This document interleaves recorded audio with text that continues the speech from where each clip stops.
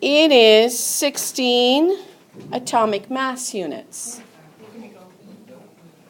If you are talking about a mole of atoms, it is 16.0 grams per mole of atoms. Drew figured out that one atom has a mass of 2.6 times 10 to the negative 23 grams. What? Is that very light or very heavy? Light. It's really light. It's really light because that's a negative, so that's a very small number. What do you think he did to go between? Dimensional analysis. Oh, dimensional analysis. Guys, shh. I'm really starting to get annoyed. Okay.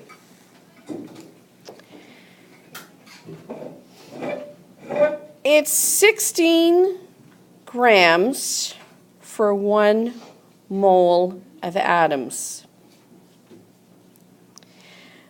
In 1 mole, there's 6 times 10 to the 23 atoms. That will give you the units grams per atom. All of them, if you're asked to find grams per atom, will be an extremely small number. So if you get a massive number, you've done some wrong math. Okay. What is you're going to find the molar mass of hydrogen.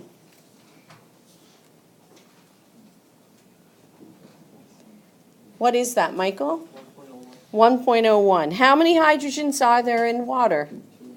2. So 2 times 1.01. And there's 1 oxygen. Add these up, and you have the molar mass of water. So you multiply the mass of each atom by the subscript of that atom in the compound. Your periodic table reports all your molar masses to two decimal places. So all of your answers need to be 2 decimal places. Just remember, your calculator doesn't care about significant digits. So if there are zeros, it's going to drop them. So if you end up with 102.00, it's only going to say 102. It's up to you to put the .00. Just want to clarify, so whenever we do with molar mass, even if like there's only 2 centimeters, we just don't put 2. 2 decimal places, yeah. So carbon dioxide, what are you going to do for carbon dioxide? What's the molar mass of carbon? 12.01. What is the molar mass of oxygen, Devin? Oxygen? Yep. 16. 6. Times by 2. But we times it by 2 because there's 2 of them. Add it up. Don't forget your units. So this is how you calculate the molar mass of a substance. So if I have a mole of carbon dioxide and I have a mole of water, which one is heavier? Carbon dioxide. Right?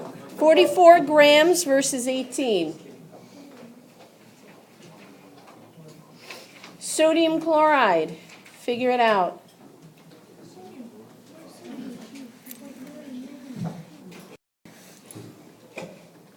Small n is moles.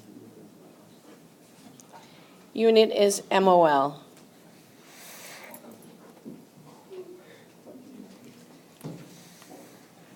Small m is mass. The units are grams. So these three are related to each other if you're going to use formulas.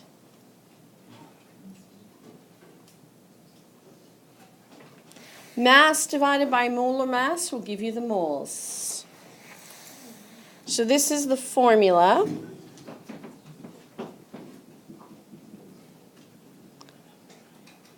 For those of you that need the triangle because you have difficulty rearranging formulas, you can use this formula.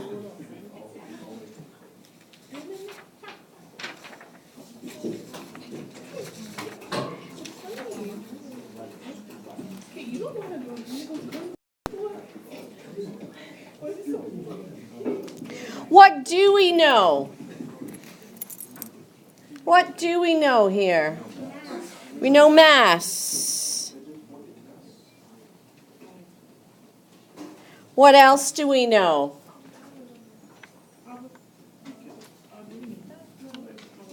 One more piece of information has been given you.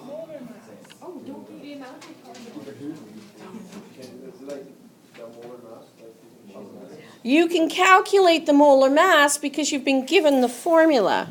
You know that sucrose is C12, H22, O11. If you are given the formula for a compound, you can always find the molar mass. So now we know we can solve for molar mass. Now you will have an unknown and two knowns. You can solve for your unknown. So 12 times 12.01, 22 times 1.01, 11 times 16. You're going to add them up and you're going to have a molar mass. Now you can plug everything into the formula.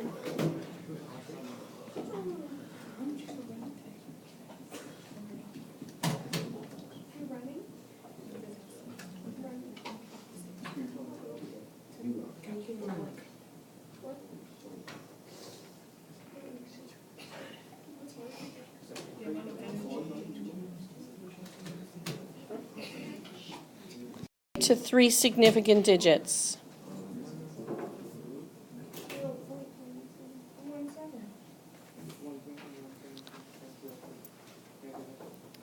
If you, yeah, Stephan? Yes, I'm about to. Yeah. So if you were going to do this using dimensional analysis, you still need to have your initial data. So if we look up here,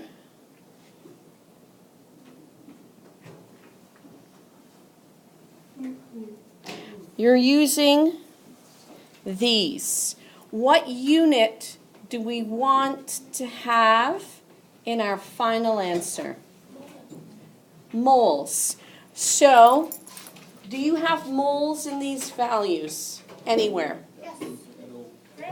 Okay, grams per mole. So, you're going to manipulate 342.34 so that moles is on top. How many moles are we talking about in that quantity? None? 1? 5? 10? A million? 1.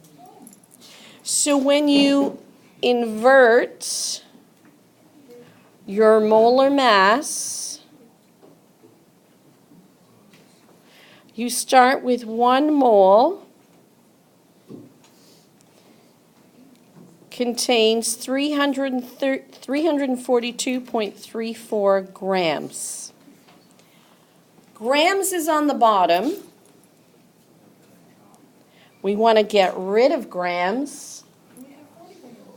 And we have 40 grams, so what math do you do? always.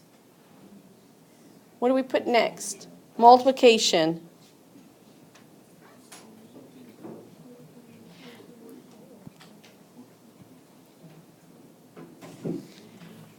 So, you do the same math, right? You've got 40 on the top.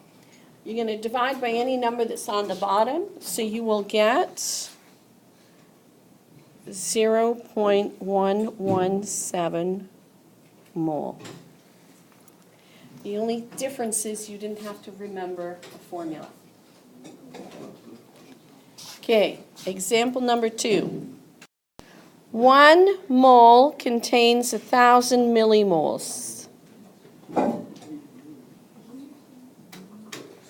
Or I could put 1,000 millimoles over 1 mole. The relationship is the same.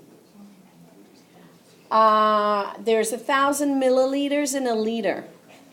There's 1,000 milligrams in a gram. Okay. We also know the chemical formula for our substance, so you can find the molar mass. Six carbons, 12 hydrogen, 6 oxygens.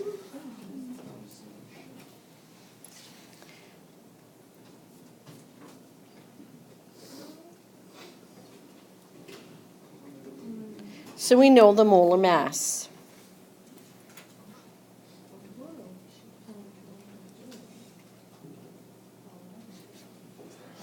So 180.18 grams for every 1 mole.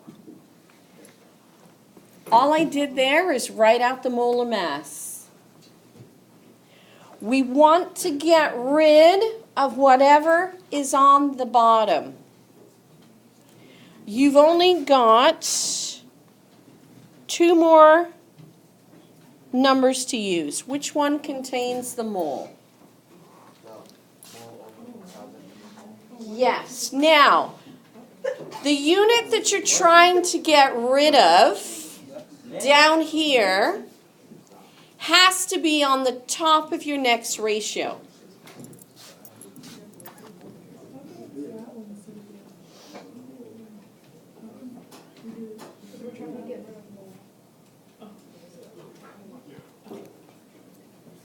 So moles are gone.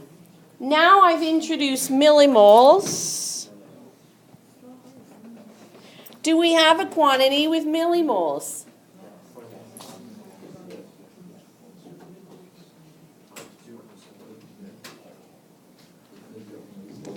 We've used all the values we've been given, and all of the units cancel except for grams. So in your calculator, you will multiply every number that's on the top, and you will divide by any number that's on the bottom.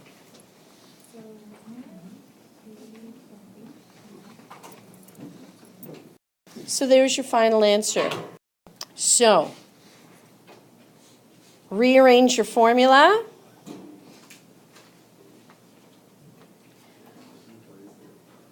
.0 times 180.18 grams per mole.